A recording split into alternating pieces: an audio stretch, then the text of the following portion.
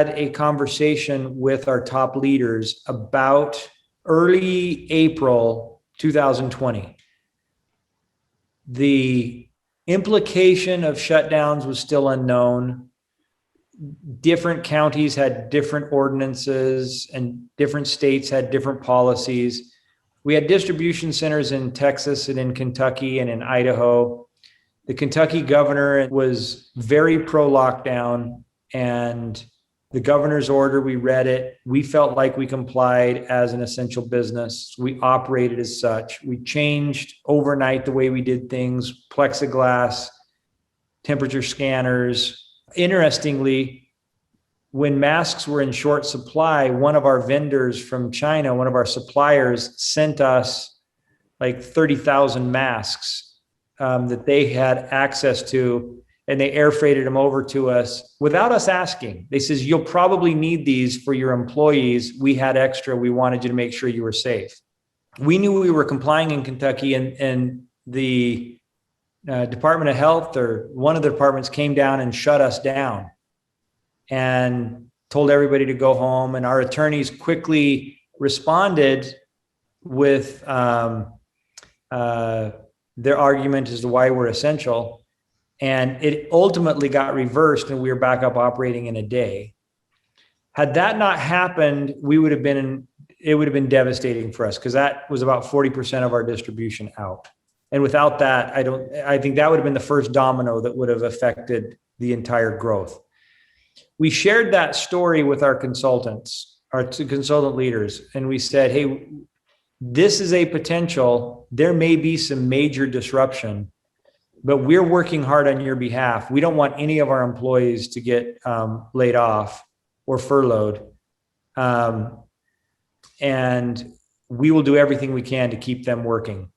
But we need you to step it up. We need orders flowing, so that, because we were thinking that numbers were going to go down. Our top leaders took it upon themselves last year to create a campaign called Active in April. There were just a group of them. Others had similar initiatives to get their teams to engage. That push in early April got all of our consultants that had any inclination to do something aware and engaged. And then they started asking their customers and found surprisingly positive responses, because their customers were going into lockdown. They had time to actually look at a catalog. They had homes that they hadn't been in during the day for months that now wanted to smell good in the middle of the day. So the demand for nesting products went up, and they couldn't go to the store to buy them. And here was a consultant trying to take care of the home office employees, reaching out to a customer she might have been afraid to contact during a crisis, but because of the energy and the engagement of this campaign, she felt compelled to help out her home office employee, made the phone call, received a positive response back. That gave them a level of belief we'd never had in the company, and sales immediately hit a new plateau.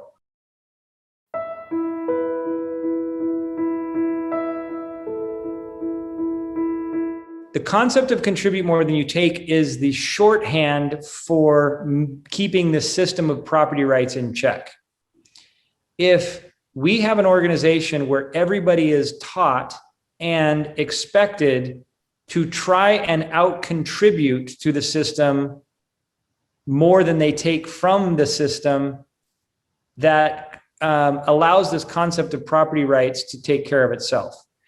If we can demonstrate to our vendors that we are trying to contribute more to the vendor than we are taking from them, then they are going to, if they're good vendors, try to reciprocate. And there creates an upward spiral of reciprocity. So when you come into a period of crisis and you say to a vendor, we need you to double your production, they trust us. They trust our ability to do it because we've done it before. They know that we're going to pay them. We know that if there is a reversal of fortunes and they're stuck with lots of inventory, we will work with them to figure out how to disgorge them of that excess inventory so they don't get stuck with it. And we will find our vendors often outside of their contractual obligations, building their own supply lines to make sure that we are always taken care of, because they have developed this deep level of trust over 15 or 16 years of us making sure that we take care of them proportional to the way they take care of us.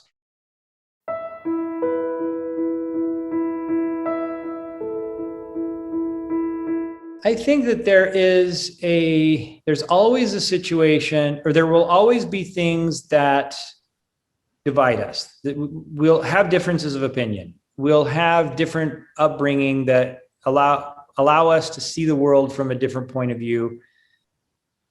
But I've found that most people have most things in common. And so a cohesion culture first has to be protected by not allowing those things that divide us to become the dominant conversation We need to acknowledge that we have differences of opinion, and we have to then redirect everybody to what we hold common, and then have respectful conversations about those differences.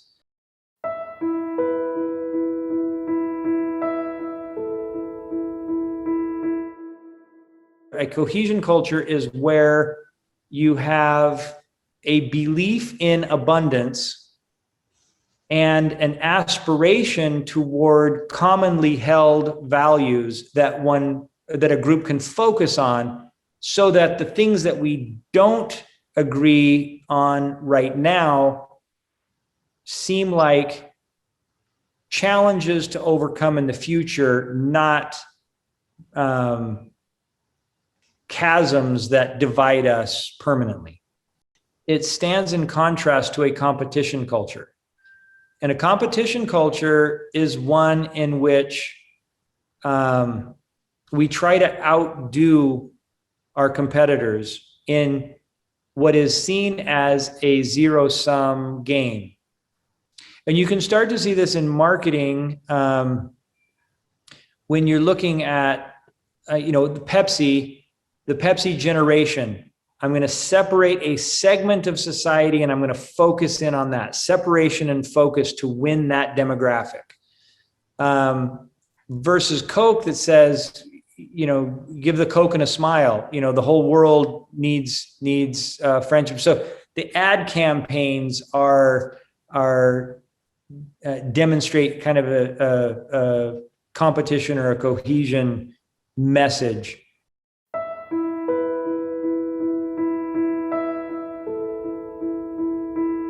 Because the pandemic forced us to kind of step back and not micromanage as much, it allowed the culture to take over. And it did. And so, pride is kind of a word that I almost feel is a little indulgent. So I don't like using it all the time. But what pleases us most is how little we were needed to do this, to pull off this miracle. This was definitely a culture win and a team win.